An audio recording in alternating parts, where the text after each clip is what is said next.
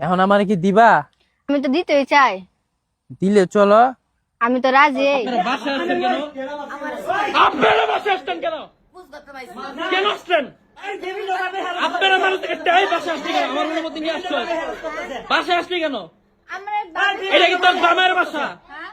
অবশেষে প্রকাশ পেল বিপি ইমরান এই মেয়ের সাথে সম্পর্কে জড়িত ছিল অনেক দিন। সে বলেছে সে নাকি তাকে অনেক দিন পর্যন্ত ব্যবহার করেছে। অবশেষে সে সেই প্রিয়াকে নাকচ করে দিয়েছে, মানে তাকে বিয়ে করবে না এরকম কিছু বলার পরে মেয়েটি থানায় গিয়ে মামলা করে। সেই মামলার পরে বিপি ইমরানকে গ্রেপ্তার করেছে পুলিশ।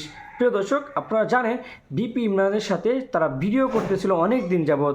ভিডিও করতে করতে আজ এই পর্যন্ত এসে তারা দুজনের ভিতর ফাটল ধরলো। সেই মেয়েটির মা এসে বিপি ইমরানের বাসায় ওঠার পরে বিপি ইমরানের যে ফ্যামিলির সদস্য যারা ছিল তারা সবাই মিলে সেই প্রিয়ার মায়ের সাথে খারাপ বিহেভ করতে থাকে। সেই ভিডিওটি আপনারা দেখতে পাচ্ছেন।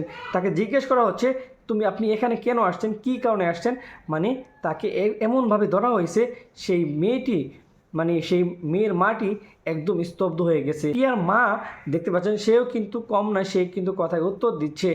কিন্তু অবশেষে যে বিপি ইমরান গ্রেপ্তার হবে সেটা কেউ ভাবতেও পারেনি।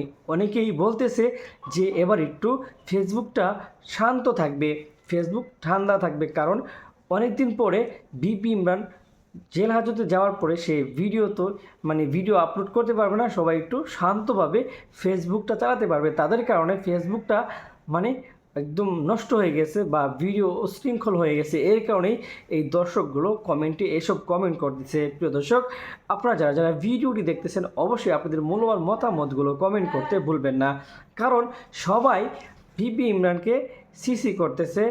আবার অনেকেই বলতেছে সাথে মানিক মিয়াকেও যেন এভাবেই দেওয়া হতো জেল হাজতে। এর কারণেই কিন্তু মানিক মিয়াকেও নামটা দিয়ে হয়েছে, কারণ মানিক মিয়াও এসব ভিডিও করে।